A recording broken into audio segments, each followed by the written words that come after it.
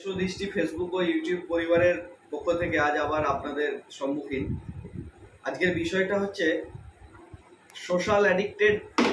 Social media addicted সোসাইটিতে আমরা হয়তো আজকে ভুলতে বসেছি, অর্থাৎ এই প্রজন্মটা আমরা আজকে ভুলতে বসেছি YouTube, Facebook, like, share, comment, blog, video ইত্যাদির বাইরেও একটা বাস্তবতা আছে, যে বাস্তবতার ভিত্তিতে ভর করে আমরা সভ্যতা পেয়েছি, যে বাস্তবতার ভিত্তিতে ভর করে আমরা আদিম জগৎ থেকে ফিরে সভ্য জগতে আজকে উপনীত হয়েছি, সেই সভ্যতাকে আমরা অস্বীকার করতে পারি না। তাই আমার ব্যক্তিগতভাবে মনে হয়, ব্যক্তিগত পরিসর থেকে যুগে যুগে আসা মহামানবদের পর্যালোচনা সঠিকভাবে হওয়া উচিত। ঠিক তেমন আজকের তারিখ, আজকের দিনটায় বিশেষ করে যার কথা আলোচনা করতে চাইছি, বলতে চাইছি, 22শে মে 1772 হুগলির রাধানগরে আজকের দিনে জন্মগ্রহণ করেছিলেন যুগ সংস্কারক, ভারত পথিক, সভ্য সমাজ গড়ার কারিগর এবং যাকে আধুনিক ভারতের জনক বলা হয়, স্যার রাজা রামমোহন রায়। আমরা রাজা রামমোহন রায়ের কৃতিত্ব, রাজা রামমোহন রায়ের অবদান ভুলব কী করে?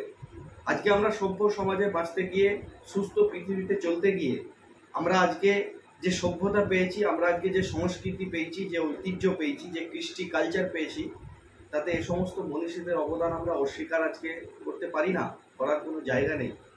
তাই আমি একজন হুগলির পুত্র হিসাবে, হুগলির ভূমিপুত্র ভারত পথিক রাজা রামমোহন রায়কে নতমস্তকে জানাই কুর্নিশ, শ্রদ্ধার্ঘ্য, তার জন্মদিবসে জানাই শ্রদ্ধার্ঘ্য। যে মানুষটা সাহিত্য চর্চার সাথে সাথে তার শিক্ষা লাভের জীবন যদি আমরা পর্যালোচনা করি, আমরা দেখতে পাবো তিনি তার অধ্যয়নরত জীবনে তিনি একাধারে যেমন ইংরাজির ওপর দক্ষতা অর্জন করেছিলেন, তিনি ফার্সি, আরবি সহ একাধিক ভাষা, বিশ্বের একাধিক ভাষা তিনি রপ্ত করতে পেরেছিলেন। আমরা যদি তার ধর্মচর্চা দেখতে যাই, আমরা দেখতে পাবো রাজা রামমোহনের পুরো পূর্ণাঙ্গ জীবনীতে তিনি একজন উচ্চ ঐতিহ্যবাহী ব্রাহ্মণ পরিবারের সন্তান হয়েও তিনি শুধু বেদ উপনিষদে থেমে থাকেননি। আমরা রাজা রামমোহন রায়ের জীবনী ইতিহাস ঘেঁটে পৃষ্ঠা আলগা করে দেখতে পেয়েছি রাজা রামমোহন রায় একাধারে বেদ উপনিষদের পণ্ডিত ছিলেন, তেমনি তার অধ্যয়নরত জীবনের মধ্যে কোরআন, বাইবেল ইত্যাদি ভিন ধর্মের গ্রন্থও ছিল। রাজা রামমোহন রায় তো সেই রাজা রামমোহন রায়, যে রাজা রামমোহন রায় ব্রিটিশ সরকারের মাধ্যমে তিনি বাধ্য করেছিলেন সতীদাহ প্রথাকে বিলুপ্ত করে দিতে। রাজা রামমোহন রায় যুগের একজন দিশারি, রাজা রামমোহন রায় সমাজের একজন আলো, যে রাজা রামমোহন রায়কে আমরা ভুলতে পারি না।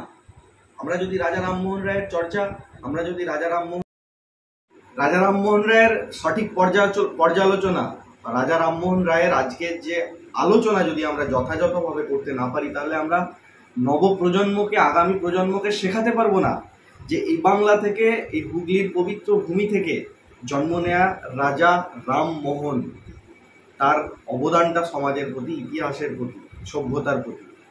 আগামী প্রজন্ম অভ্যস্ত হবে এই রামনবমীকে কেন্দ্র করে বিশৃঙ্খলায়। আগামী প্রজন্মকে তফাৎ শিখিয়ে দিতে হবে, ধর্মীয় রাম আলাদা, রাজনৈতিক রাম আলাদা, আর ইতিহাসের সভ্য রাম আলাদা।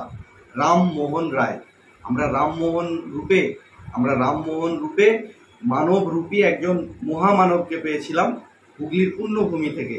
তাই আমরা বিগত দিনের মতো আজকেও এবং আগামীতে যতদিন আমাদের শ্বাস থাকবে, যতদিন আমাদের রক্তের শেষ বিন্দু থাকবে, ততদিন আমরা রাজা রামমোহনদেরকে আমরা মহামানব রূপে স্মরণ করব।